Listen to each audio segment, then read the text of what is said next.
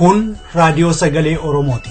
Raadiyoon Sagalee Oromoo torbanitti guyyaa 3 wixata roobii fi sanbata galgala keessaa sa'a 7 hamma 7 walakkaatti kan isiniif darbu. Tamsaasni dambalii gabaabaa meetir baandii 16 yookaan kiiloo heerzii 17,850 fi karaa intarneetii oromovoice.org darbu kun amma jalqaba. Kun Raadiyoo Sagalee Oromooti.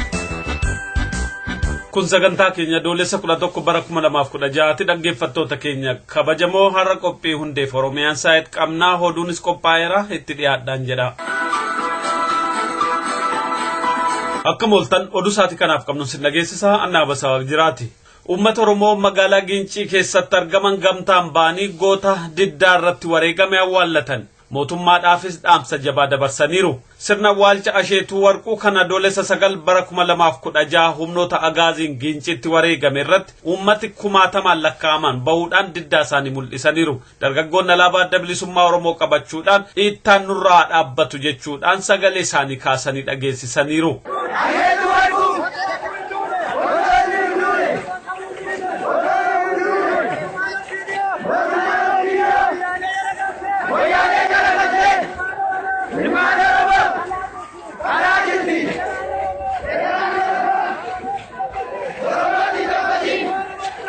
Kana malees abbaan Asheetuu obbo Warquu Morodaa awwaalcha ilma isaanii booda uummatachitti argameef dhaamsa dabarsaniif mootummaan Itoophiyaa hagammaatti waan gochaa jiru dhaabbatee akka laalu hubachiisaniiru. Tokkummaa keenyas mirkaneessinee jirra. Ammas immoo mootummaa kanas afaan uummata kanaa afaan dargaggoo kana waan qaaliichisu. Haasaa xiqqeessaaf jabeessaa kanaanis mirga Oromoof kan wareegame ilmi isaanii kabajaa guddaa akka qabu himanii mootummaan garuu waan itti jirurraa dhaabbatee akka of ilaalu dhaamsa dabarsaniiru.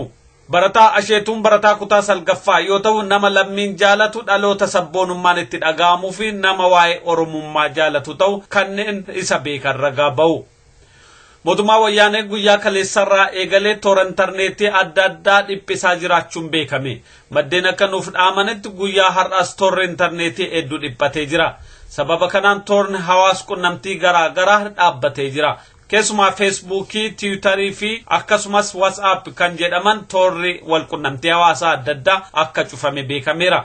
Kanaaf immoo sababa guddaa ta'e kan dhiyaate qormaata biyyaalessaa yeroo ammaa kennamaa jiru. Sodaa qormaati karaa qunnamtii hawaasaa tamsaafama jedhurraa ka'uun walqunnamtii hawaasaa dhiphisaa akka jiru beekameera.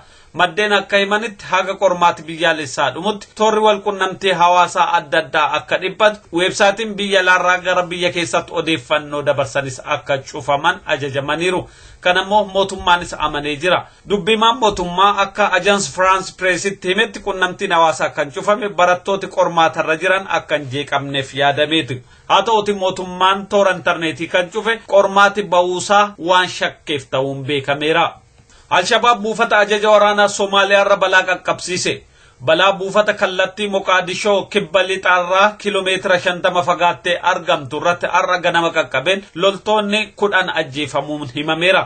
Hidhattoonni Al-Shabaab balaa kana kan qaqqabsiisan boombii konkolaataa irratti fe'uudhaan gara buufata ajaja waraanichaa akka seenu erga godhanii booda ta'uun beekameera. Dhukaasa garee lamaan gidduutti taasifame kanaanis hidhattoonni Al-Shabaab 12 ajjeefamuusaa ajajaa waraana magaalaa Afgooyyee guyyaa har'aa Rootarsitti himaniiru. Dubbimaan garichaa gama isaaniitti immoo yoo xinnaatti loltoonni Somaaliyaa 30 ajjeefamuu himanii jiran. Miseensota Al-Shabaab 100 ol ta'an kaleessas buufata poolisii Keeniyaa kaaba bahaatti argamtu irratti balaa qaqqabsiisuun poolisa tokko akka miidhaarraan geessisan Aljeeziraan gabaasee jira. Sudaan kibbaa keessatti lolli akka haaraatti ka'ee jira. Mootummaan gamtoomanii dhimmi Sudaan kibbaa kun akka isa yaaddesse himee jira. Loltoonni ittaanaa pirezidaantii Sudaan kibbaa Riek Machaar raayyaa mootummaatu dhukaasanatti bane jechuun ofirraa qolachuudhaaf dhukaasa bananiiru. Mootummaan gamtoomanii gama isaaniitiin rakkoo uumame kana adda baasanii tasgabbeessuun barbaachisaadha jechuudhaan dhaamsa dabarsee jira. Nagaaf tasgabbiin bubbuluun kan itti ulfaate magaalaa guddoon biyyattii Juubbaan dhukaasa cimaatu keessaa dhaga'ama. Bakka buutonni dhaabbata mootummoota gamtoomanis waldhabbiin kun nagaaf tasgabbiin irra deebi'amee akka ilaalamuu fi yeroo ammaa kana nagaa argames akka hin booressine yaaddoo qabu hubachiiseera. Dhukaasni cimaan kan dhaga'ame toora Gudeellee fi Jabil jedhamanitti yommuu ta'u kunis toora buufata raayyaa Riek Machaar ta'uun beekameera. Gaafa jimaataa dhukaasa sa'a walakkaaf taasifameen namoonni 100 caalan ajjeefamuu himamee jira. isa kaleessas dhukaasa daqiiqaawwan 30 ture gaggeeffame jedhameera. Oduun sa'aatii kanaaf qabnu kanumaa qophii hafe waliin nagaannoo tura.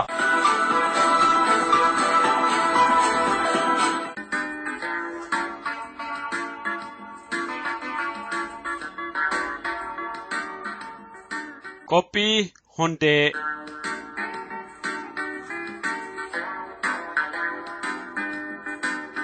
Dhaggeeffattoota keenya torbee lamatti kan dhiyaatu kun qophii hundeeti. Qophii hundee keenya har'aatiin hundee Oromummaa akka ta'e afaan Oromoo irratti xiyyeeffannee keessummaa kan mariisisuu jalqabne har'a asitti fufneetu kutaa lammaffaa isa xumuraa dhiyeessina.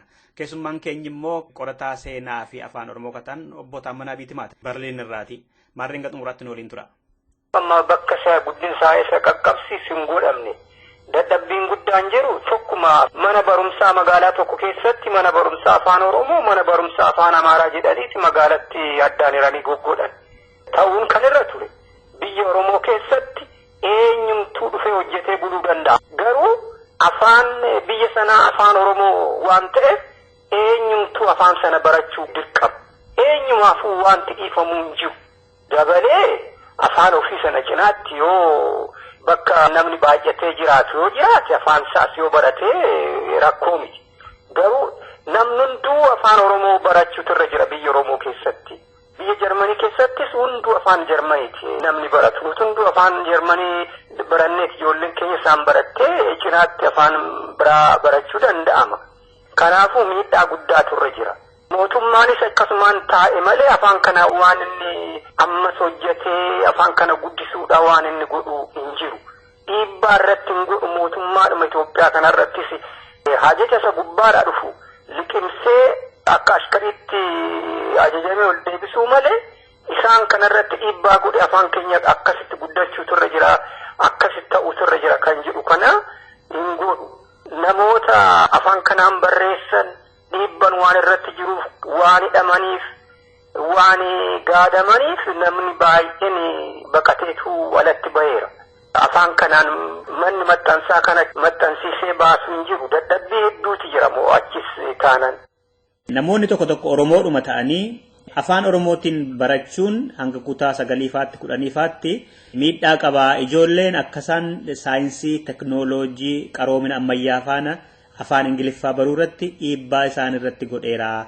Federaala keessattis galanii carraa dorgommii hojii argachuutti isaanitti cufee jira kan jedhan jiru. Afaan ofiitiin teknooloojii barachuun afaan ofiitiin qaroomina addunyaa qaqqabuun rakkisaa ta'a obbo Taammanaa akka qorannoo keessanitti.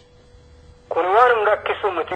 Rakkoon akkasii nama keenya hundumatoo hin ta'in nama tokkotu rakkoo akkasii mataasaa keessatti uummate. Kun immoo mataasaa keessatti kan uummate kun rakkoon sun rakkoo duwwaa otoo hin ta'in gabrummaa of keessatti dhaabera jechaadha. Gabrummaa nutti dhaadata jechaadha namni. Afaan Ingilizii gufuudhuma wanti ta'u hin jiru. Akka peedaagogiitti namni afaan haadhatiin afaan abbaatiin namni sirriitti barate afaan lammaffaa sirriitti barata. Isa sadaffaas akkasumatti barata.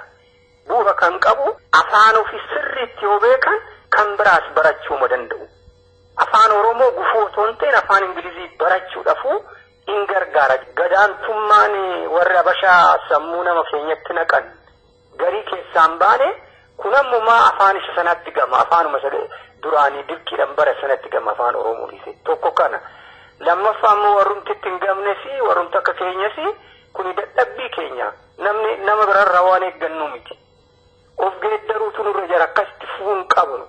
Uummata keenyaa jecha, afaan keenyaa jecha, seenaa keenyaa jecha waan hundumaa wajjin madhee wajjin hojjechuutu nurra jira.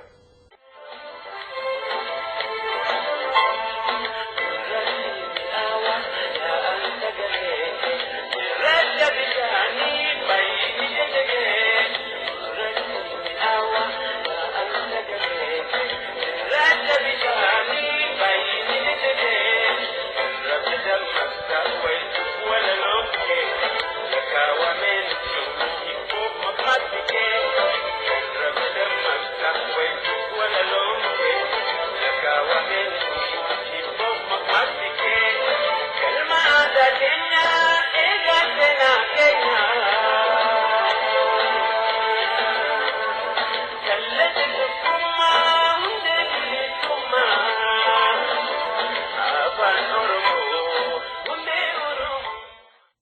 Oromoon eessarraa ka'eetu lafa bal'aa amma qabatee jiru kanarra qubate laata?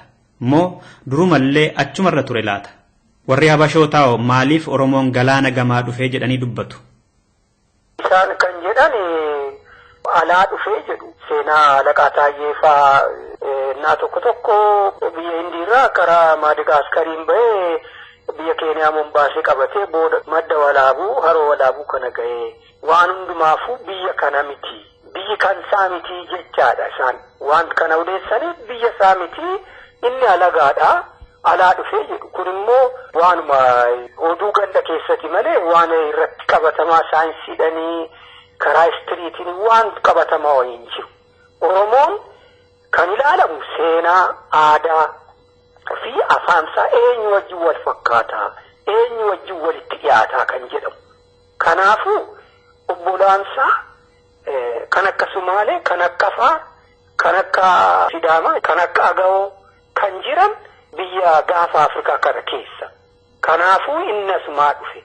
Oromoo duwwaa otoo hin ta'in isaanumti kun warri amma Kushitti jedhe kuni warri Kuush kun waggaa 5,000 dura biyya Nuubiyaati. Nuubiyaan kuni Sudaan kaaba fi Misira Ijiptii kibbaati. Duratti achi jiraatu. Achitti piramiidis ijaaranii qaroomna guddaa irratti ga'aniiru. Booda achi karaa amma Gondoor yookiin Wallagga jedhamu kana seenanii amma Maanyaa Hindiitti amma Garba Diimatti babal'achaa deeman. Innaa dhufan kana akkuma Kushitii jiru addaan hin babbaane afaan isaanii jechaadha. Afaan isaanii dabalee immoo Oromoonis hundi isaanii garuma seentiraal shawaa kana keessa gara waggaa 2,000 jiraataniiru. Isaan jaarraa 16 biyya Itoophiyaa galee Oromoon kan jedhan soba. Jaarraa 16ffaa irra madda walaaburraa kan dhufan Maccaaf Tuulamaa jiru. Kuni dhugaadhuma. Maccaaf Tuulamni sun innaa naannoo shawaa dhufan innaa naannoo walloo dhufan Oromoon achuma jiru. Oromoon achuma jiru. Gara waggaa 2,000ti Oromoon gadaasaa seera gadaa kan tumatu naannoo Odaanabeetti.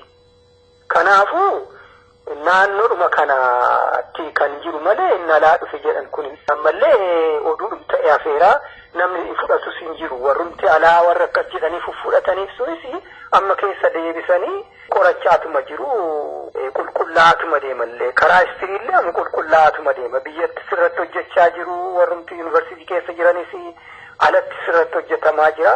Karaa kanaan illee qulqullaatuma deemare sobata ta'es beekamaa dhufeera jechuufan jedhe. Mee ishee kan dhaggeeffattoota keenyaaf nu qulqulleessaame obbotaan mana Maccaaf Tuulamattuu madda walaabuutii ka'e malee Oromoonni warri kaan bakkuma durii turaniiru jechuu keessanidha. Fakkeenyaaf amma Ittuunfaa, Humbannaanfaa, Karrayyuunfaa, Gujiinfaa lafuma amma jirurra turanii bara sana bara Maccaaf Tuulamaa madda walaabuutii. Isaan sun innaa isii dhufanii gara Baaleetiin immoo kan ka'an jiru.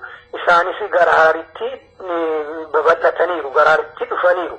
Innaa sana garuu gara Harar garuu kun Carcarfaa hin jira Oromoon biraa. Oromoon namdur kan jedhani gara Giddibarat gara Jadduufaa duratti tureera otoo Maccaaf Tuulamni achi naqin. Oromoo gariitudha madda walaabuutii ka'ee dhufe malee durumaanuu Oromoon jiddugaleessas dhiyaas kaabas turanii jechuu keessanii? Kaabas jiddugaleessas jiru inni ibsuu barbaade meesum kana. Oromoon innaas dhufan lafti duwwaan turre Oromoo turre jira. Warra Amaaraame kan jedhan Oromoon innaa dhuftuu lafti kan hundumaan turre jira jedhu isaan. Oromoon dhufee talaa dhufee biyya keenya fudhatee jedhu. Kuni soba. Oromoon humti madda walaabuutti kan dhufe jira gara jaarraa 16ffaa innaa inni dhufuu gara naannoo kanaa gara naannoo seentiraal shawaaf kana fa'aa namni qubateetuma jira Oromoon biraa. Kan nugusa isaanii keessayyuu maqaan loltuun isaanii hunduu tulluu kan jedhanii maaloo kan jedhu hundumaatu jira. Kunis otoo biyya kana hin jiraanne eessaa achi keessa galanii isaanii loltuu ta'anii. Kanaafuu lachuu walitti dhufaa Odaanabee waggaa baay'ee na'e Oromoon achitti dhaabbatee ture jechuufan jedhe. Amma babal'inni Oromoo kun kaabaatii gara kibbaatti yookaan dhiyaatti moo kibbarraa gara bakka biraatti jechuun danda'ama akka qorannoo keessanitti? Babal'inni Oromoo kaabarraa gara kibbaatti. Obbo Taammanaa Biitimaa guddaa galatoomaa yeroo keessanii fi dhaggeeffattoonni keenyas sagantaa keenya har'aa kanumaan xumurreerra. Obbo Taammanaa fi dhaggeeffattoonni keenya hundi keessaniyyuu guddaa galatoomaa jenna. Anda Sudula.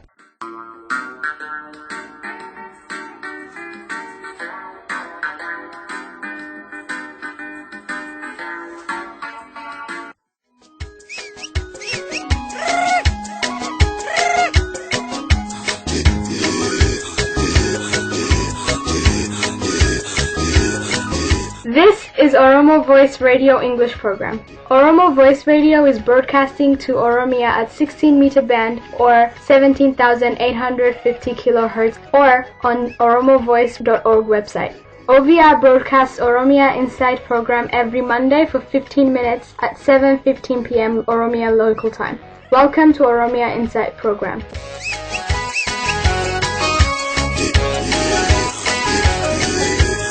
Welcome to Oromia Insight. My name is Ali Galato. Our guest today is Professor Hamdesa Tuso with me to discuss about Horn of Africa crisis, Ethiopia-Eritrea conflict and its implication for the Oromo people. Professor Hamdesa Tuso is from Department of Peace and the Conflict Study, University of Manitoba, Canada. His area of specialization, culture and the conflict, indigenous population in the process of peacemaking, international human rights, human security, terrorism in the Horn of Africa. Welcome, Professor. Happy to be here. What do people mean when they say the Horn of Africa? This expression is actually a metaphor. It refers to a piece of land that projects out itself between the Red Sea and the Indian Ocean. That piece of land looks like a horn. But contemporary expression, when they talk about the Horn of Africa, is about social, political events in the region, in that region. That is small region comprised of several states, and I'm going to list them. Sudan, the Southern Sudan, Eritrea, Ethiopia, Somalia, Djibouti, Northern Kenya. This expression became popular toward the end of the 1970s when the war took place between Ethiopia and Somalia. This war was exacerbated by the presence and the competition of two superpowers, namely the United States of America and the Soviet Union. If you recall, after Somalia independence, Soviet Union supported the government of Somalia with respect to its claim on the Ogaden. And the American government supported the government of Haile Selassie with the claim that Haile Selassie is anti-communist, he is a great ally. And Haile Selassie gave them a military station in Eritrea. And so when the war broke out, then there were academics who came up with this term, Horn of Africa. It is used in the contemporary context. It was during that time two journals emerged. One was Northeast African Studies at Michigan State University. At that time, I was a graduate student at Michigan State University, and there was a committee. Originally, it was the Ethiopian Studies Committee, and then there was a Somali scholar by the name of John Johnson, and there were a couple of Somali students, so the two combined. It turned out to be Professor Harold Marcos, who was a specialist in Ethiopia. He wanted to have a conference on Somali-Ethiopia conflict. And Johnson also wanted to do that. I was a student, a member, so I recommended to them that the area is complex, events are interconnected, interests are interconnected. Why don't you have a conference on ethnic conflict in the Horn of Africa? In my mind, there was ethnic conflict in Somalia and in Sudan, and there was, of course, bloody conflict in Ethiopia, also in Kenya. And the Somali system is along client lines, and so there is enough evidence to suggest that these events are interdependent. So why don't you have a conference on ethnic conflict in Ethiopia and in the Horn of Africa. And then the Amharas who were on campus, because at that time, Michigan University and Haile University had big connections. The Amharas faculty and students opposed the idea. So we negotiated, and the compromise was we had a conference on social conflict in the Horn of Africa. Out of that, a new journal emerged, Northeast African Studies. Then also Somali scholars started the Horn of Africa journal, on which I serve as associate editor. So that's the kind of background, the use of this term or this phrase, the Horn of Africa. Why is it that there are so many conflicts in the Horn of Africa and they seem to occur so frequently?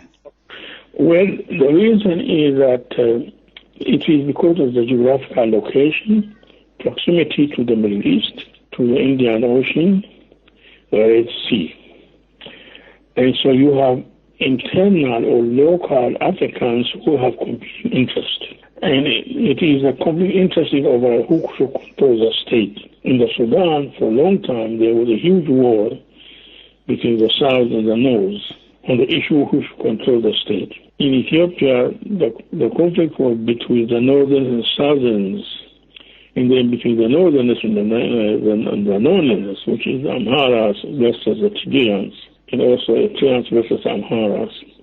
And the South was essentially, as a category, conquered, colonized population. They want to alter the power dynamics.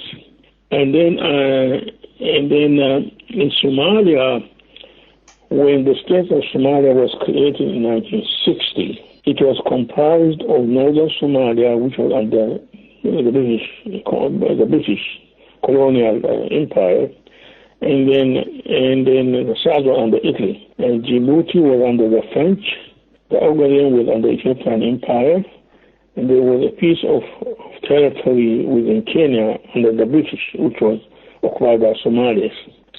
So you have got this unsettled and unpeaceful relationship between groups who occupy the same state, in each of the states. Then because of the geographical location, it is proximity to the Red Sea and the Indian Ocean, that external forces attracted to the conflict, taking sides in order to establish their own interest. If you recall, the Suez Canal was created in the 1890s. Since the Suez Canal was opened by the British, the power dynamics changed in the region. The Arabs want to control events, especially the Arabs in Egypt and other places. They want to control the Africans' events in their own terms. The Africans want to resist. The external powers, such as the British, later on the Americans, and then later on the Soviet Union, they want to influence local politics in order to interject their own interest. On top of that, there is historic coming of Semitic religions, namely Christianity. Christianity came to Ethiopia around 400, northern Ethiopia, that is in Tigray, Amhara area, about 400 AD. And then Islam came to the region a century after its own creation, formation. And all these identities, they project themselves in the region. The actors utilize these identities to maximize their interest.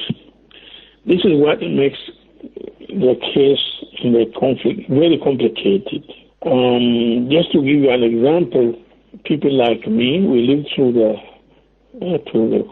Cold War. In case of Ethiopia, when I was growing up in the 1960s, 70s, the American government was supporting the government of Haile Selassie against Somalia. And as I said before, the Soviet Union started supporting Somalia against Ethiopia.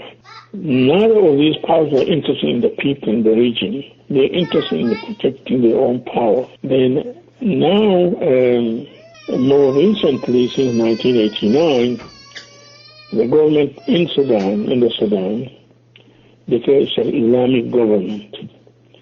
So the Middle Easterners, particularly who are interested to promote power through their religion, they supported that regime.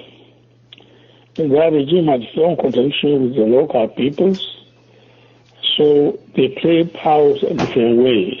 And so this is why it is very complicated, and then the dynamics change, and then the power interplay comes back in different forms, but the sources are the same.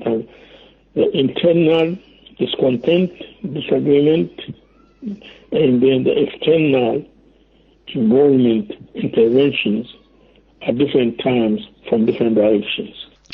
Currently, there is a war drumbeat about war between Ethiopia and Eritrea. Can you explain to our audience the historic relationship between Eritrea and Ethiopia? There was also a war between the two from 1998 to 2000. Why so much and the repeated animosity between the two? Well, this is a very complicated history of Ethiopia. That is, Ethiopia, in contrast to the claim many have made, Ethiopia is 2,000 years old, stable, the beacon of freedom, anti-colonialist, in that mythical Ethiopia. The Ethiopia never existed. So what you have in Ethiopia is an imperial system where the northerners, the two groups, the Eritreans until the Tigrayans and the Amharas, compete for power, and they completely have never settled. Then you have the southerners who are the majority. If you recall, when Emperor Milik conquered in the south, the southern Ethiopia increased by 2/3. And so this created a huge power imbalance. And in case of this issue between Eritrea and Ethiopia, let's go back to a little history, a brief history. That is, Eritrea was a colony of Italy for 50 years. When the Italians lost the war during the Second World War, Ethiopia fell under the British Empire. Later on, 10 years under the UN mandate. That means 70 years of a separate political system to Ethiopia. During the same time, the Eritreans were much more exposed to more technology from the Italian occupation, British occupation, by the fact that they bordered the Red Sea. They acquired more technology, more sense of democracy. So came around 1950s, 1960s, Ethiopia requested that Eritrea become part of Ethiopia on the claim that it was part of Ethiopia. It also on the claim that it's a part of decolonization process. There was negotiation with the UN, and the negotiation was that there should be a confederation or a federation. And then under that, once the UN left, Emperor Selassie subverted the agreement and then sent his son-in-law, Angata Masai, the husband of his oldest daughter, to be the governor and the governor of Eritrea. Also during the 1960s, this was the time of modern education expanding in Ethiopia, but Haselassie and his government wanted education to be the image of the Amhara culture, the promotion of Amharic language, the promotion of Ethiopia under Amhara domination. The Eritreans resented this. Initially, the Eritrean liberation started in 1960 after Haselassie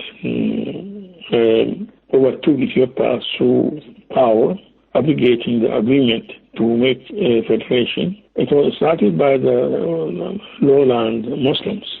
And the Christians wanted to be with Ethiopia because Eritrea, the northern Eritrea or the highland Eritrea is part of Tigray. They speak the same language, they come from the same ethnic origin. But the new identity of Eritrea was created through this colonial history, which I briefly described.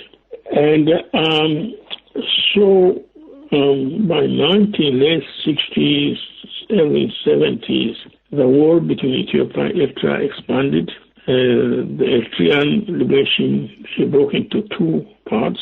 The Eritrean People's Liberation Front, EPLF, became very powerful, very sophisticated under Isaias Afwerki. They waged a big war, and